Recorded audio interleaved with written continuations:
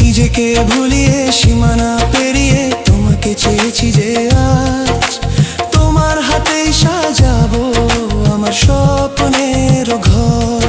আমি তোমার প্রেমে পড়ে দুনিয়া ভুলে গেছি।